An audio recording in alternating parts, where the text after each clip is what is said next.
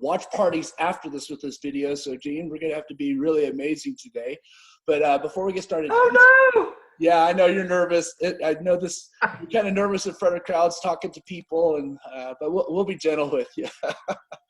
And so, hey, just a couple of things before we get started. Next Wednesday at this exact time, 10 o'clock Mountain Time, Lance Loken is going to be my special guest to how top agents behave through a shift. And so over the next couple of months, my intention is to add as much massive value to any agent. And honestly, this is outside Keller Williams, inside Keller Williams. I'm not really concerned about the brand you wear as much as I'm concerned about us getting through this next 30, 60, 90, maybe 120 days, thinking the way we need to think so we can take care of our families. So next week is Lance Loken.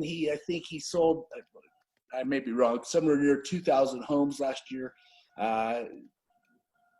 Really brilliant guy. It's got an amazing team. So I'm going to encourage you to be a part of that. It'll be the first 500 people that are in will be in. So, and then I'm had a little scheduling goof off. I'm supposed to be on a call with Gary Keller right now. I just got off of a call to talk to you all, and hopefully tomorrow I still have a job, Gene. But I think that he'll be okay with this particular thing. And I just heard him say this, Gene, and this is where I'm still thinking about this. He asked us this question, the leaders that were on the call: what percentage of people, of agents, of real estate professionals will be thinking in the way they need to think through this coronavirus? And people are bouncing around, and his suspicion is about 10%. So here's what I'm going to think. What I'm saying is right now we're at 300 people on this call. Maybe I cut it off at 300 instead of 500. I'm not real sure. I'm going to do everything we can this next hour or over the next several weeks so that anybody who wants to invest their hour with us on Wednesday mornings, Gene, thinks in that 10% range. Yep. That's kind of where I'm going to go with this. That's the top half of the 20%. That's exactly right. That's exactly right. Yeah. And so, and I know most of you know our special guest today with Gene Rivers. Gene is, I remember I got into the industry in 2008 in Houston, Texas, because that was a real smart career move. And we were right smack dab in the center of all this banking industry, debacle, and it was a mess. And REO was not just a speed wagon at that time. It was the way we did business. And I remember the very first Keller Williams event I ever went to was Gene Rivers talking about how agents thrive in a shift. And I still remember, I use those scripts nonstop. I thought price reductions was just the way we did listings. I thought, expired listings was just how we called people, Gene. And so, Gene, I am so glad you're giving an hour to these amazing people on here. So thank you so much, Gene, for being on the call. Sure, my pleasure. And so, Gene, for those of us on this call that don't know your story, this subject isn't something you learned in a book. This is something you've actually lived. So can you kind of catch us up on your experience with shifted markets where the real estate changes? Because my concern is right now that many people going into this are saying, hey, man, Lucas, my March was amazing. A record-setting sales in March, and man, I just took a bunch of listings, and April's looking great. And I'm not sure we're thinking like that 10% Gary just talked about. And you've actually lived through this. Could you tell us your story? Sure. I've been in the business 31 years, just real quick. My wife and I started together, so I've always been a part of a team. I've never been a solo agent, but it was just my wife and I early on, and we did really well. And starting our 4th year, we lived in Miami, Florida at the time. We had bought a new 3-level home. We had 2 new cars. We had a solid book of business. We thought we understood the business pretty well, better than most of our competitors after just a few years. And Hurricane Andrew hit, and it hit South Dade County where I lived. And in fact, the eye of the hurricane rode over where I lived. Our 3-level home became a 2-level home over our head. Every pending we had was gone because, like most agents, we lived and worked in the same place. All of our listings were gone or taken off market. The real estate company we worked out of, the physical office, was in a commercial center, and the commercial center was destroyed. So in 36 hours, we had no home. 1 of 2 cars survived. no listings, no pendings, no income, no office, and no future that we could see clearly at all. We had no idea what we were going to do. This is bad, but this is not as bad as that. And we relocated up to North Florida to Tallahassee just to get out of the misery down there, because it was brutal. No utilities, no streets, dusk to dawn curfews, no running water, nothing. It was weeks and weeks and weeks, and it was brutal. So we left to just get back on our feet and to start thinking forward instead of backward. And until we left, we were still thinking backward. How are we going to clean up the place? How are we going to save our little pictures? All that stuff. And it was very depressing.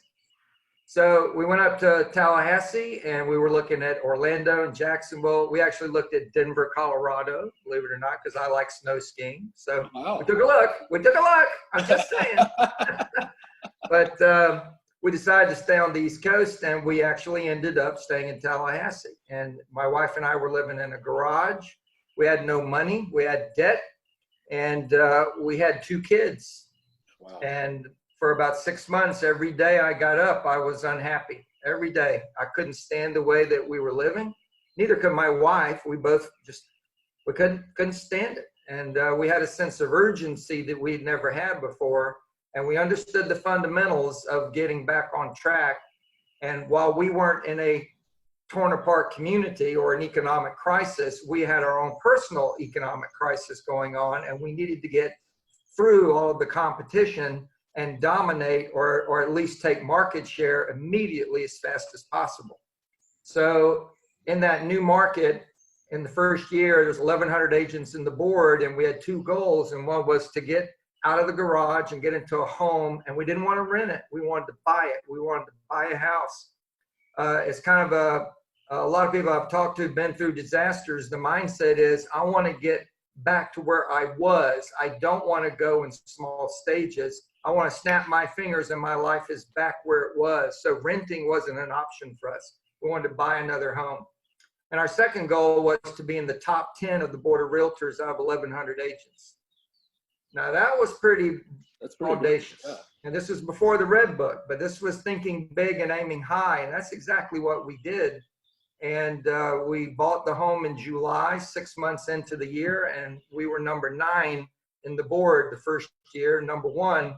By the third year, we were number 1 and stayed number 1. This feels familiar to me because we also lived through the dot-com bust on Wall Street, 1999 into 2000. We had that.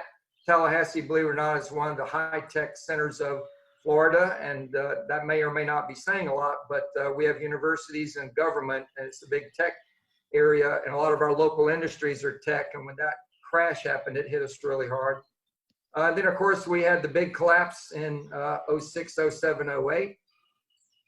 And through all that, I know you all know this, through that, during the big real estate and economic collapse, Keller Williams actually had a steady growth rate to the extent we took over the industry. So when the entire economy and real estate was going down, Keller Williams was going up. Right. And it begs the question that everybody needs to be asking right now, which is, can I build my business up when the market is going down? Can I go up when things are going down? And the answer is yes. Yes. This year, just like you, Lucas, when you got into it in 08, and all you knew was, hey, you call expireds and you say, we're gonna price it low to start, we're gonna keep lowering it. Any questions? Right? There will be rookies of the year this year. Every office, every board, they're gonna have a rookie of the year, and somebody's gonna get into business and go, what the heck, man, you just go to work. And they're not gonna know any better. So what I really wanted to talk to you about today is the simple details, the thinking and the functions you need to be focused on right now, because at the end of the year last year, if you did your job right, you had a business plan for 2020. You had goals, you had expectations, you had your systems, you had your lead gen plan, and all that's gone right now. That plan is garbage right now. What's been happening over the last 8 weeks is things keep changing. Week after week after week, things keep changing. a lot of you, things were, quote, normal 7 weeks ago. And for a lot of you, and I know there's people in different areas on this call, things are over right now at this moment. I was talking to people all over the country. Well, I talk to people all over the country every week. And there are markets now where there are no showings allowed. There's no open houses allowed. You can't go out and preview property. You're supposed to stay off the street. You can't do anything. And there's still people selling houses out there. And they're taking listings out there. And it's all virtual. And they're not meeting with anybody. And buyers are buying property that they haven't walked through. And real estate is being sold. I know some of you have seen this slide going around right now, and I think it's very apropos, which is if you can find a spouse online, you can find a house online. And I think that's a really smart thing to understand. So things keep changing every week, and they're going to keep changing. And what we have to deal with, your main mindset is there are two waves coming through us, two waves. And the first wave is the virus. The virus is what set all this off. And you all know this, as a nation, the virus is still growing. We have more and more people getting infected. We have more and more people dying. New York is at the epicenter. And I actually had a call with 100 people in Manhattan yesterday to talk to them because they're in the stink. There were 7 people on the call who have the virus and are sick, and they can't do anything. They can't go outside. They can't do anything. And the reality is, they actually, for 2 weeks now, their cases seem to be plateauing, new cases. So we don't know what we don't know, but they might actually be peaking. Well, where they are right now is where a lot of us are going to be in 2, 3, 4 weeks. This is a wave going across the country, and unfortunately, it's not all at once everywhere. Some places are going to start to get better, like Washington maybe, New York maybe in 2 or 3 weeks, and other places are just going to start to take off. So it is a wave, but that wave is the disruptor.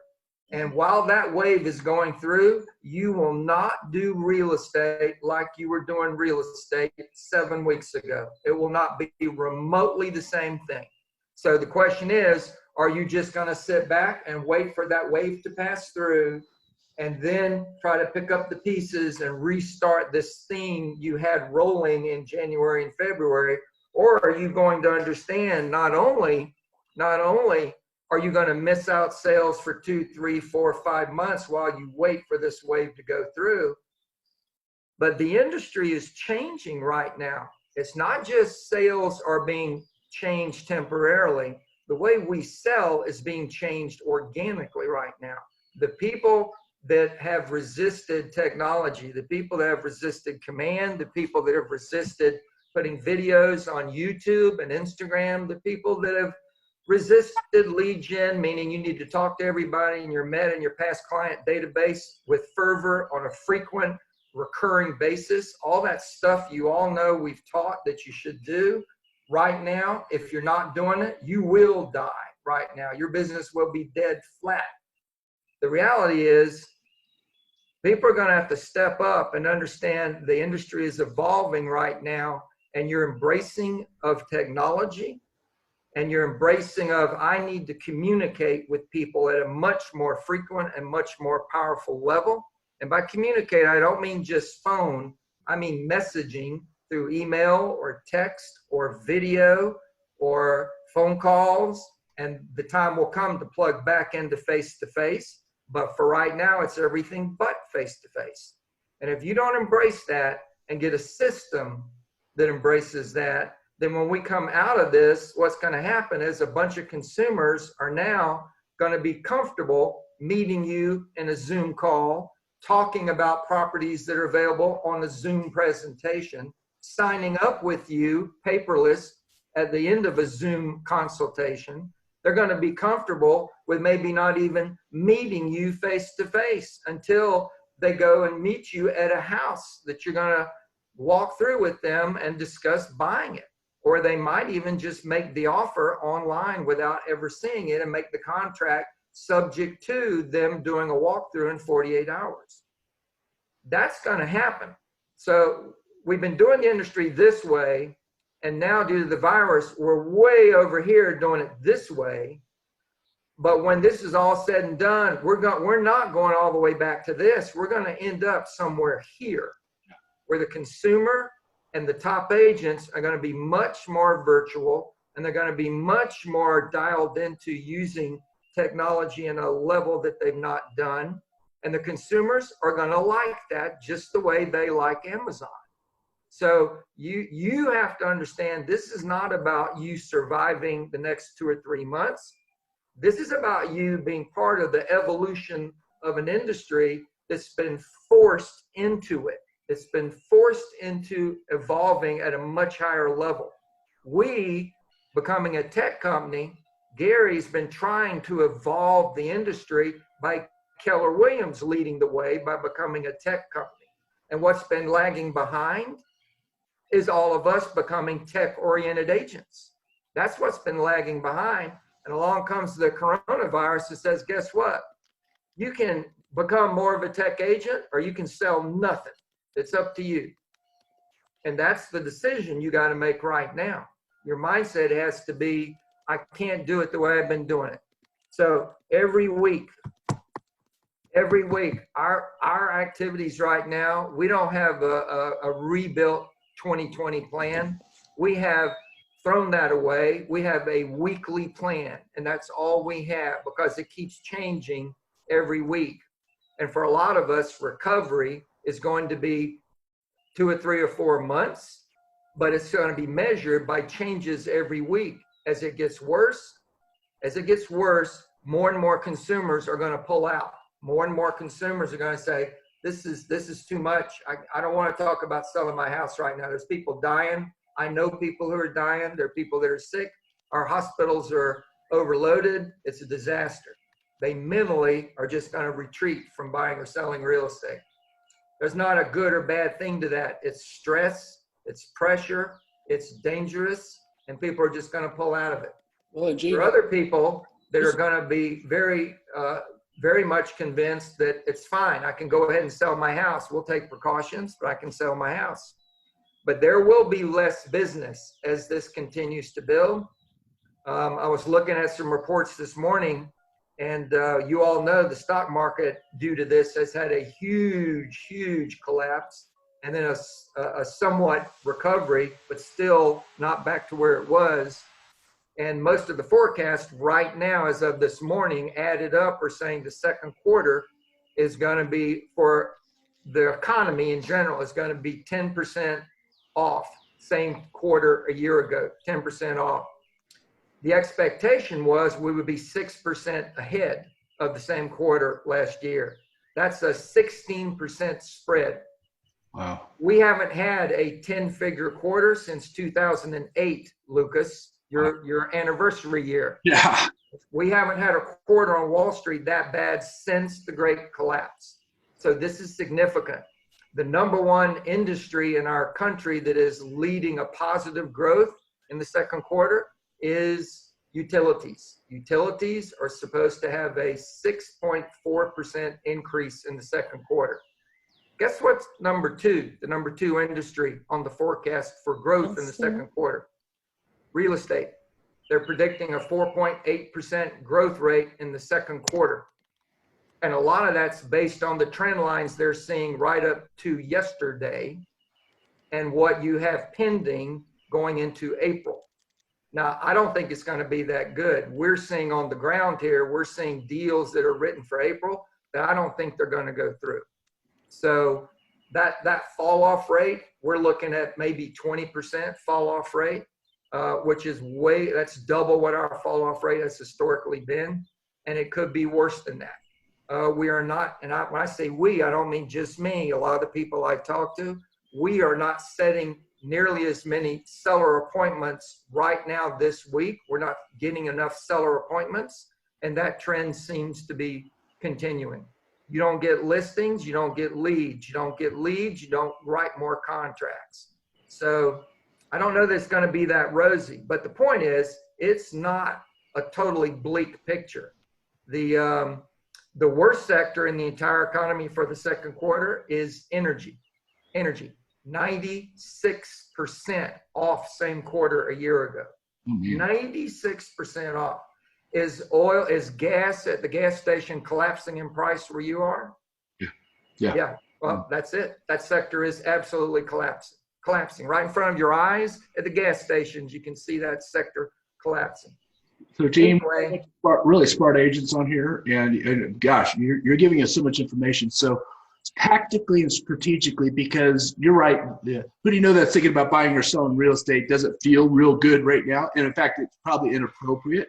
However, right now, Jason Abrams just said, mind share leads to market share. How are you approaching lead generation and staying in contact with your database right now?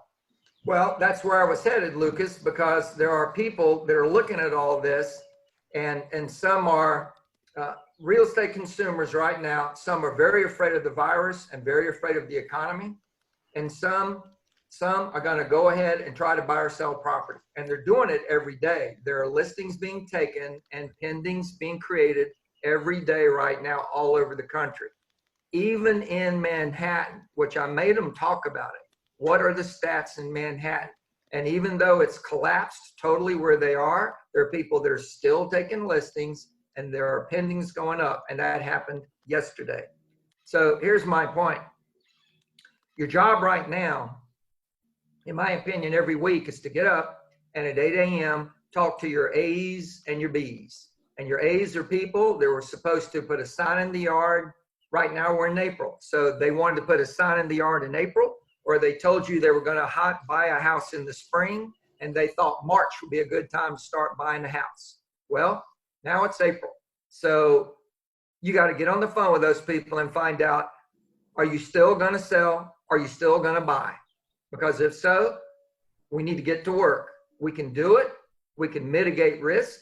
We can create a safety net for you, and you can still buy and sell real estate. Now, do you want to discuss that process, or are you going to not go through it? You're going to move it. Now, if they're going to move it, you got to find out, if you're not going to buy or sell now, you want to put it on pause. When are you going to do it? When are you going to do it? Are you going to do it next month? Are you going to do it 2 months? Are you going to wait till the virus is all past? But when are you going to do it if you're not going to do it now? Because here's the point of all this. I think the business is going to go down, but I think it's going to come back up. And I think it's going to come back up essentially around the country when restaurants reopen. When people can go to bars and restaurants, that means all public businesses are back open, all big retail, Macy's, you fill in the blank, Nordstrom's. When all those shops open, when all the restaurants and bars open, a lot of jobs are going to get either retaken back or filled with people looking for jobs, and the economy is going to start to unbottom itself, and it's going to start to go up. When that happens, there's going to be a wave of real estate. Now, is it going to be a huge wave, a tsunami of real estate? I don't think so, but I think it's going to be a wave of real estate that starts to build. And I think what is lost in the second quarter, which for a lot of us was one of the best quarters of the year, the second and the third quarter, what was lost in the second quarter, some of it is going to come back in the third or fourth quarter. It's going to come back. Because why do people buy and sell houses? And this is a fundamental thing. Why do people buy and sell houses? It ain't practical, it's emotional. Buying and selling houses for most people is about life events. It's about births, deaths, divorces, job creation. And because of that, if you're not talking to them, you don't know what's going on with them. If somebody has lost their job right now this month and they're told, we have a spot for you, but you're going to have to move to Atlanta. If you don't know that and they don't realize you can put their house up for sale now, you're going to miss an opportunity. You're going to miss it. So you have to get in touch with your A's and B's. And I think in a time block, that's probably an hour, hour and a half tops. Because remember, these are people that are going to buy or sell in April, maybe May, but they're no more than 60 days out. And then when you've done those people, you need to call your general Mets. And that call is not about, okay, do you still want to buy or sell? That call is about, Hey, it's Gene. How are y'all doing? What's going on? Is everybody okay in your family? What about your neighbors and your coworkers? Is anybody affected? Does anybody have the virus? Tell me what's going on with your job. Are you worried? How can I help you? Do you have an older relative I can help you deliver food to? What can I do to help your life be better? And by the way, if there is a family member, friend, or coworker who's lost a job and somebody's very concerned because they were dual income family and they're concerned about their finance, they're concerned about their mortgage, I want to give you one piece of advice. In the great collapse in '08, there are people who got into trouble and sat on the sidelines and they waited too long to do something about getting into trouble, and they ended up getting foreclosed, and some of them had to declare bankruptcy. Don't do that. Don't let a friend, neighbor, or coworker fall that far. You know somebody who lost their job, you think they might have a concern about paying their mortgage, tell them I'd like to talk to them and just explore what their options are, maybe give them an opinion of value on what their home is at. But people need to understand what their options are so that they don't get into deep trouble. And that's why I called, how can I help you? How can I maybe help a friend or a relative or a coworker? So those calls are going to help you build a pipeline along with your A's and B's who put it off. And the main thing I'm telling you is that when things get back on their ground, there are going to be two kinds of agents. They're going to be agents who've been sitting back waiting for it to end, and then they're going to have to restart their business. And then there are agents who are going to have been working the whole time, either doing what deals they could get done or identifying and parking people who were going to do it but are going to wait until the fall. And when things start back up again, they're going to be the people that are busy. They're going to be the people with all the listings, and they're going to be the people who are going to have a huge second half of this year. And that what I'm talking about is what top agents talk about all the time about recessions. And they all say the same thing. Recessions are the best place for you to take market share. And you take market share by identifying market opportunities while things are down, and then following up until you get pay dirt. And that's the biggest issue right now, is try to do as much business as you can, but identify future business for a pipeline of about 6 to 12 months out. Fill that sucker up. Love that. And so, and Gene, here's what I love, because I spent the last day and a half with Gary and the regional directors just talking about pity doesn't make anybody powerful, and feeling sorry for ourselves doesn't make it. However, if we go at it with a plan that says, I'm going to call my A's right now, I'm going to call my B's right now, I'm going to contact and add value. In fact, we heard this idea, Gene. In fact, everybody here now could do this. If you go to kellercovered.com, you could get a real-time quote. It's a marketplace where it shops your homeowner's insurance out to seven or eight different companies. What would it look like if we called all of our database, say, hey, listen, don't know about your insurance? Kellercovered.com, just take a look at it. Let me know what you think. The regional directors averaged, I think yesterday, about $400 savings on that. And that's real money in a shifted market. Yes. Whether they take advantage of it is regardless. It's just you reaching out with something of value during this time. And it could be a refi. Get a quote from Keller Mortgage and do a refi if they're not going to move. Well, and honestly, when you refi, you may go 2 months without having to make a payment. So there are real things that we can offer to our communities without asking the old, who do you know that's thinking about buying and selling real estate? And so that brings me to money, because I know that there's two, I'm seeing, Gene, at least two different groups of people. There's agents that said, woohoo, we're just going to mindset and affirm our way through this, and it's going to be awesome. And I'm getting better and better every day in every way. And they're kind of Pollyannish. And then there's the others that the sky's falling, everything's doom and gloom. When it comes to money, how would you coach in a powerful way this group of professionals? How do you handle money in these type of times? Are you talking about personal money or business money or just money? Both and. Real honestly, I think we're at the place where we need to help our agents and these people not only manage their business finances, but jettison as much personally too as possible. Yeah, well, there's one thing for sure. If you drink 3 or 4 Starbucks a day, $5 cup of coffee, you need to pull out the old brew cup and learn how to percolate coffee again, because that's a lot of wasted money. I'm making a joke about that, but we all do have money savings we can make quite quickly and quite simply. As a nation, we now spend more money dining out than we do eating at home. So you just need to turn that thing around all by itself. That'll save a lot of money. Make your own food. Take sandwiches when you go to work. Just do whatever you can do.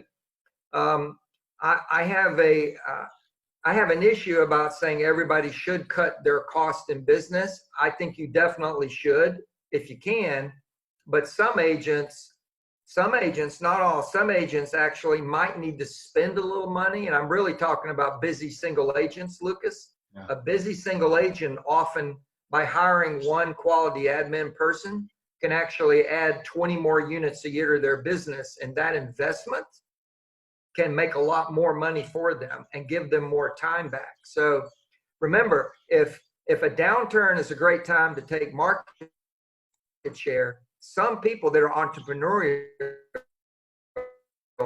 need to look at that opening and this is maybe a time for me to go for it. Now, this is me speaking as an entrepreneur, right?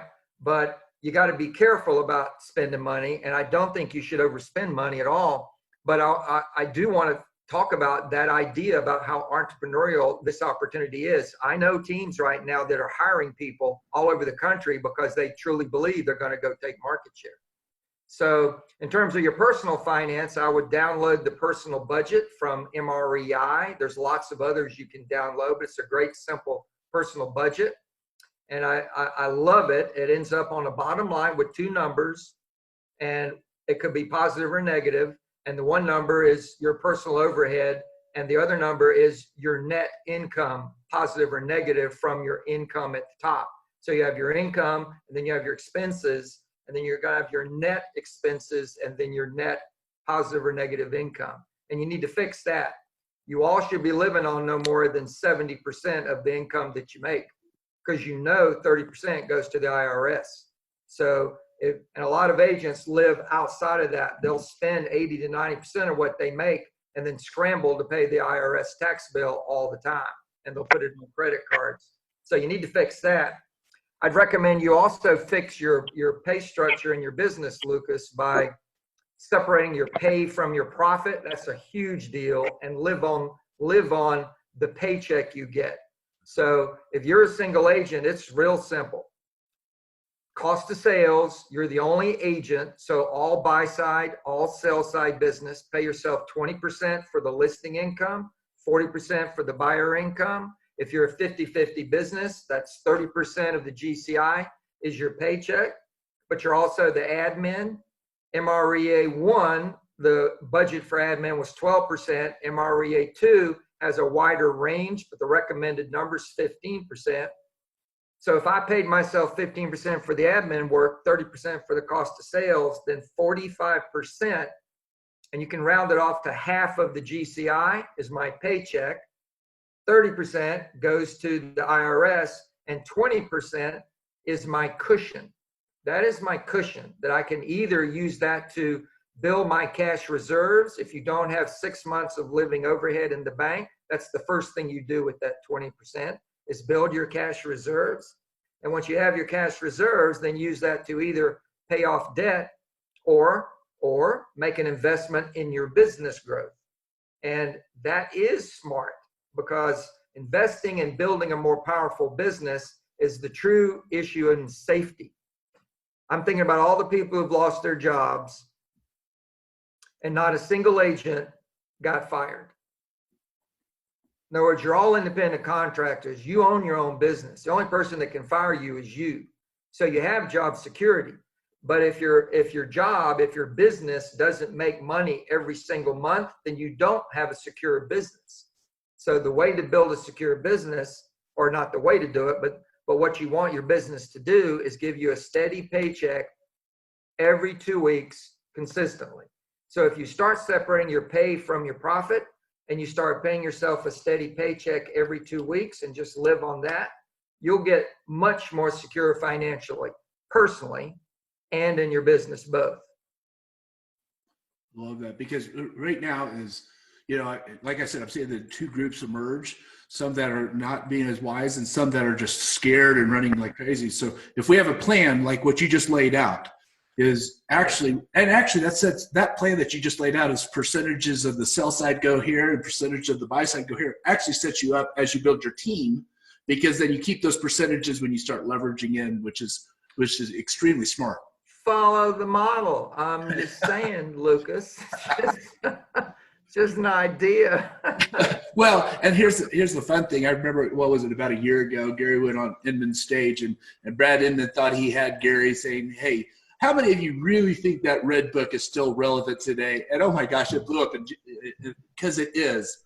When we run by models instead of creativity, and all the people on this call are brilliant and geniuses, and however, if we run it by a model and discipline ourselves there, when the market shifts, we're going to come out being in that 10%. We're thinking the way that we need to think to get it. And we've got market center leaders on here too, is helping people think that way. And one of the side effects of this virus is going to be real estate professionals are going to have to decide, are they going to run businesses or are they going to just have a practice? And there's a big difference between just having a real estate practice and running a business. And what you're coaching us to do is to get to that business level. Well, to get to the business level, and that fundamentally, Lucas, boils down to this. Right now, more than ever, you need to have a very disciplined time block. And if you don't have a disciplined time block, you're going to lose opportunities and struggle, and maybe not even make it. Some agents aren't going to make it, because I do believe the disciplines that you utilize on becoming more digitally based, getting more tech into your mindset about how you do your business, is going to take market share.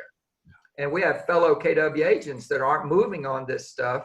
But if you're making videos for all your listings because you intend to sell them through video tours with buyers who can't be shown property, and if you're making presentations to buyers and sellers digitally, and you're breaking the presentations down into components, so you're shooting segments and putting them online, how to price your house to sell. Yeah. 35 tips to get ready to sell. How to sell your home with safety in the world of the virus. If you start posting 2.5 minute videos on YouTube, where is everybody today? They're all sitting at home. And what are they all doing? They're on the dang internet.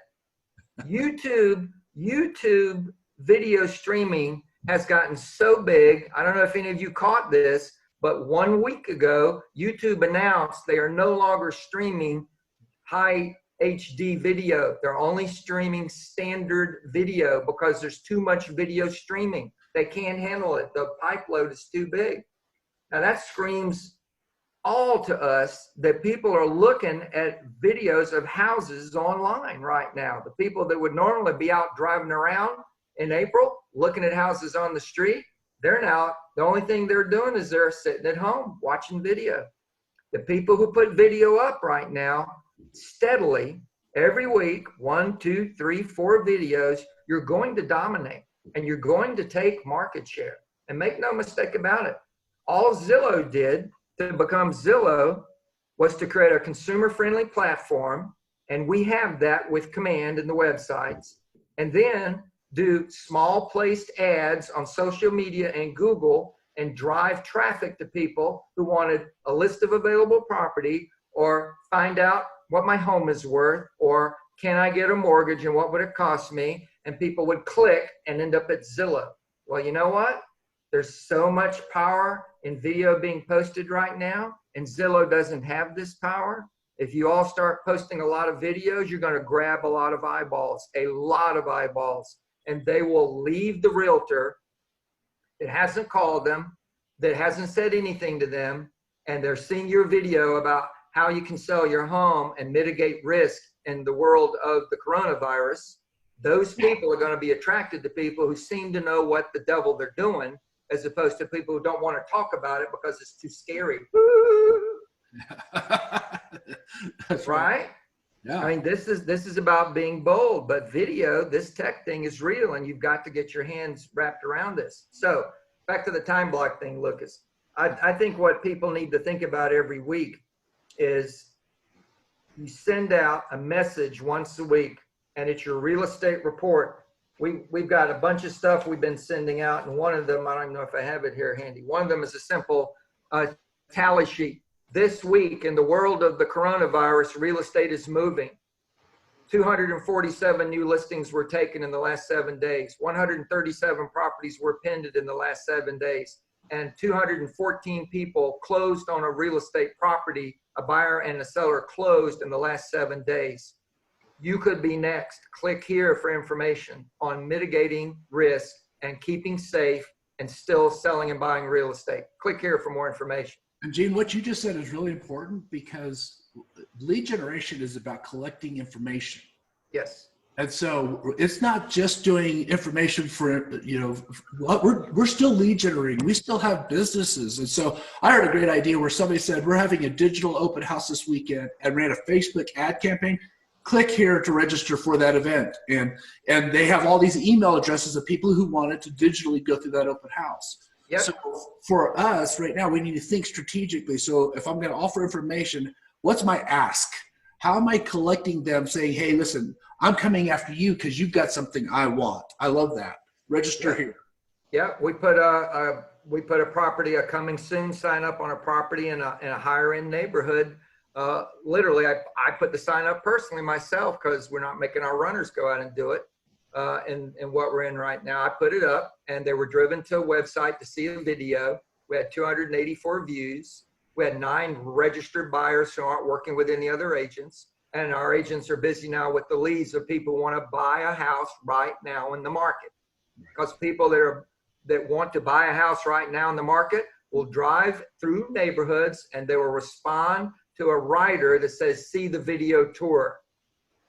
Text this number. Boom, boom, boom, boom. Just get to work. Right. Well, So if I can go back to that, I think it's an hour, hour and a half in the morning calling your A's and B's. I think it's another hour, hour and a half calling your Mets. Depends on the scale and size of your database. I think you spend the next hour on technology, specifically on command, and getting a lot of you have 1 foot in command and 1 foot in something else, top producer or sync or boomtown or whatever. Get over it. Make the move. You're never going to have as much time as you have on your hands right now to do this. Get it over. Do it. It's painful for a lot of people to go through that change. And the main reason it's painful is because of the time it takes. Well, now you have the time. So I don't know what else you're doing, but you should either be talking to people about buying or selling real estate, or finding out when they're going to buy or sell real estate, or how you can help them. And then you should be working on your technology. And there's not much else to do right now that matters. And when you talk about the technology, it's fundamental to do videos and get that stuff out there with either organic placement or small dollar ads, meaning send links on video tours to your entire database, or do small dollar ads on Facebook or YouTube, or you pick your source. Then that's lunchtime. And when you come back from lunch, I think you should spend another hour on thinking about, what should I be doing that I'm not doing? Because successful change, if this market is doing this and you want your business to do that, it's going to be 3 things you got to do. There's something you're doing you need to do more of, and that's talk to people. You all were doing this before this happened, and now you need to do more of it, a lot more of it. There's something you were doing that you're not doing, and that was forced on you, and that's spending a lot of time with buyers and sellers, and now you're not. So normally there's something you have to stop doing, and then because you've stopped doing something, there's something you need to start doing that you're not doing. And my suggestion to you is that is technology, but it's also, for some of you, possibly another lead source. Another lead source. And what I'm talking to you about is be working in your business, but spend an hour a day working on your business. Where am I going? Where is the next opportunity that's outside of the stuff that I've always done to do my business? And there is a lot of opportunity out there. Yeah.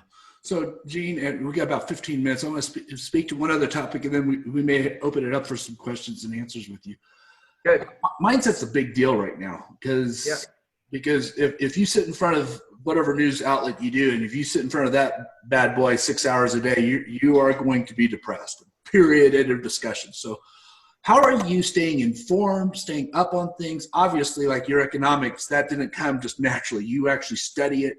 How are you guarding your mindset and keeping yourself in a place of power in the middle of things that, real honestly, one of my ahas in this call is, let's not do our calendar a month in advance. Let's do it a week in advance, because I'm telling you, this Wednesday feels a whole lot different than last Wednesday did.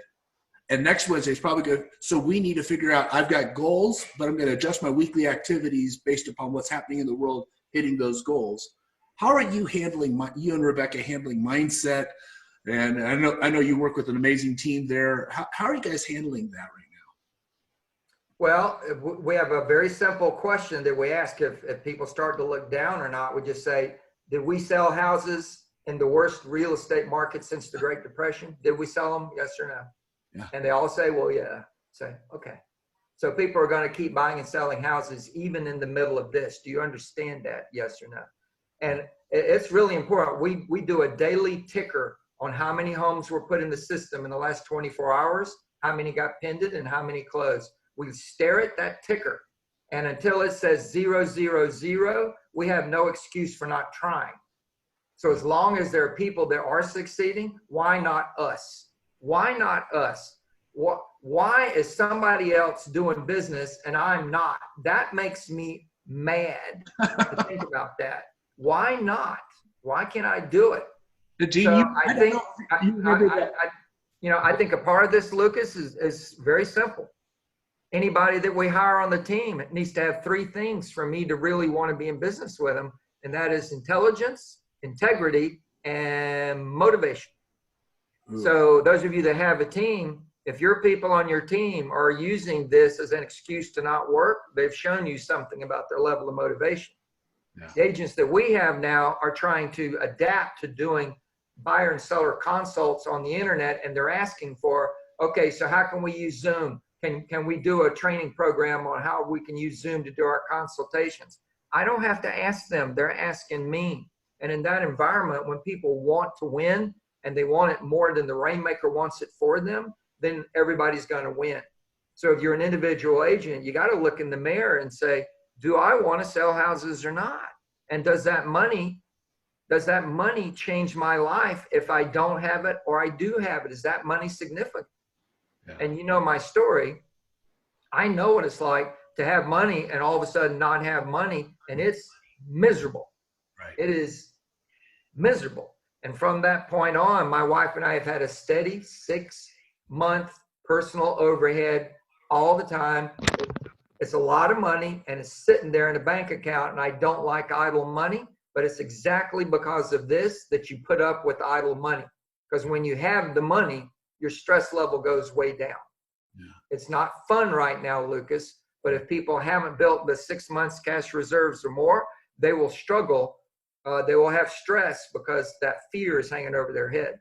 Yeah. Well, Gene, it reminds me, and I think I've expressed this to you, but that one day of the shift tour back in Houston, Texas, I still remember probably 6 or 7 major things, but one of the things you said was exactly what you just said. It was like this ticker, there's houses that are selling. It said, just go to your subdivision that you want to sell and how many houses sold. And so I looked it up right there in the class, and there were like 200 closed units that month before. And you followed it up as, well, how many of those closings would have made your month last month? And I'm like, oh my gosh, I don't need all 200. I just need a couple of them. So I've got to go find the motivated, and that is such a big deal right now. We're not car salespeople who are talking to people who may or may not be motivated. We have to hunt on a daily basis for who can I help that has to move right now, that has to buy, that has to sell right now. And I just remember that perspective because I literally pulled up my computer, pulled out MLS. I was a new agent. I was scared. I was broke, and I looked at 200 units sold that month before. I only needed 2 or 3 of them. I didn't need that many of them, just to have made my month. Houses are still going to sell. And guys, that is such powerful advice from somebody who's lived it, been through it, done it. And so what I'd like to do is we've got about 10 minutes. And if you guys don't have questions, I've got a lot of questions and a lot of ahas based upon that.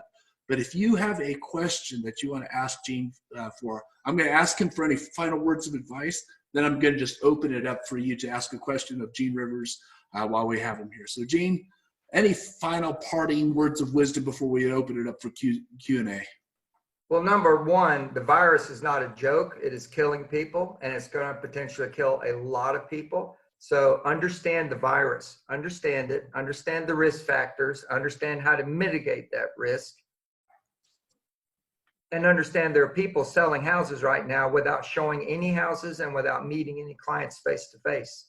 So you can square those two together. In other words, if you believe the risk is too high for you to get outside at all, fine, then figure out how to do it on a digital platform. The two are not mutually exclusive. So mitigate the risk to the level you're comfortable with. But outside of that, do not fail to every day stare at the MLS feed and realize property is being listed and pinned and closed all the time through this. That will continue to happen. And you either going to be a participant or an observer. It's your decision. Participant or observer. So we want to arm you so you could be a participant. So what questions do you all have for Gene? We've got about 9 minutes that we'll open it up for questions. And you need collateral material, stuff like this. This is about mitigating risk for buyers and sellers. Everybody needs to get one of these. Every one of your buyers and sellers needs to get a list of what you're doing, the strategies you take.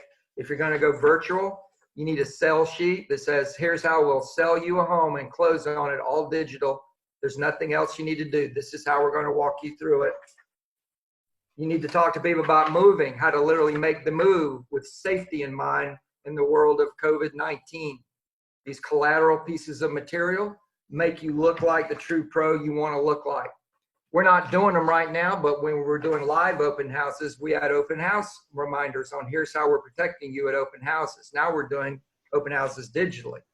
By the way, I'll send these. I think some of your people probably have these, but I'll send them to you, Lucas. And you okay. And I'll go to Market Center Leadership. I'm going to get, by the way, if you have friends, and I've got probably 30, I have 33 emails of some people not real happy that they couldn't get into this webinar. I'm going to send all Market Center Leadership the video that you can have a watch party on Facebook Live, or your Facebook groups. You could send the videos out, what have you. And I'll also send what Gene sends to me here in just a second. So, all right. So if you have a question, you'll have to unmute yourself and feel free to ask questions to Gene right now.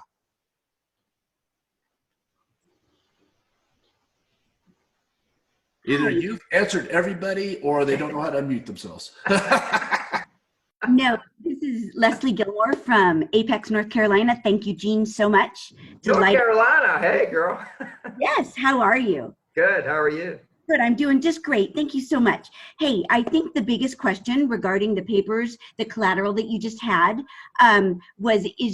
can you provide that for us, or can we take a look at yours and make our own, or where did you find this information so that we make sure that if we are trying to keep them safe, we are not missing anything?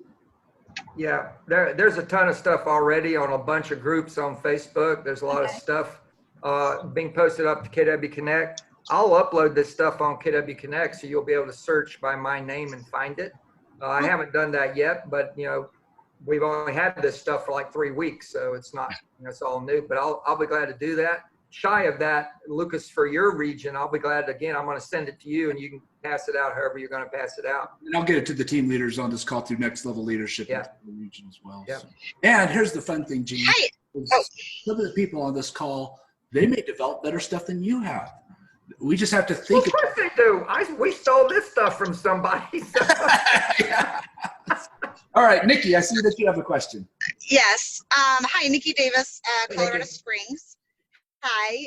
So when you're talking about the YouTube, we've developed a bunch of collateral too that our team lead has in our office. So we're happy to share what we've created as well for all of the collateral and virtual, and it's already KW branded. Nice. And we did a plug and play so that it's literally anywhere in the country people could use it. Obviously, you have to check your board information and make sure that it's in compliance, but you could tweak it, and you can also, we left space for everyone to plug in their team logo, information, whatever. Yep. So that's topic number one. But the question that I had, Gene, was when you are doing YouTube and you're putting that on your signs, are you driving them to one YouTube channel, or are you specifically having a label or something printed to each property Well, so that the consumer can go right there? Or are you labeling each of your taglines? You know what I mean? Like you might have Keller Williams YouTube we're channel playing with it. or But whatever. what I think is best is to do a rider that has text this number to, watch video. When they text that number, they got to fill out a form, and then you send them back a link where they can see the video. Okay. It's not so much about where the video is, it's about getting their contact information so you can follow up with them, right? Okay, perfect. That's awesome. Yep. And that way you don't need a bajillion little text numbers. You just need one. Correct. Okay, good. That's what I was trying to wrap my brain around. Thank you for that. Yep. Thanks, Nikki. What other questions do you have for Gene? Great question. Such Awesome. So a this well-mannered group. I see there's 92 on the chat. I hope they're not reeling off a lot of questions on the chat, because I'm not. I've been watching the chat. I haven't seen any other questions come out, so I've been Okay. trying to stay on top of that. So Gene, thanks so much, my friend. I appreciate Absolutely. your time, and I want to say, just because this really is real and it hits me every time I see you and talk to you, I wouldn't be in this business had I not gone to that class in Houston that you taught about shift. And so I'm really grateful that you did that, man. Well, I'll be looking forward to getting the check, Lucas. It's really good. I will send you a royalty of everything we made on this hour.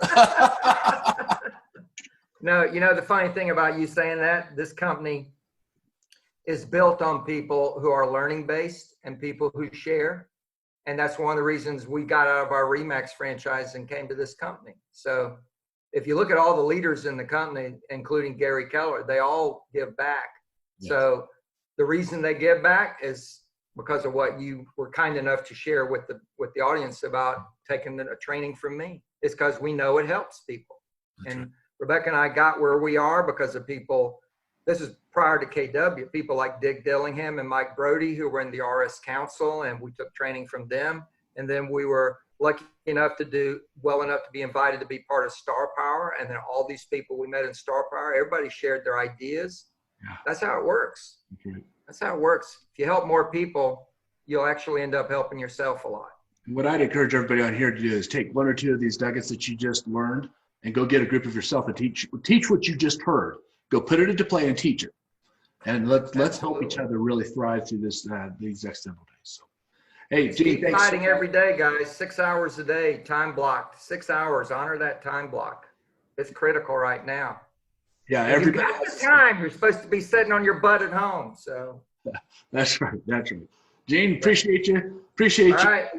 Let us know what we can do to help. We'll talk to you soon. See ya. Thank you, Gene. Thank you. Thank y'all.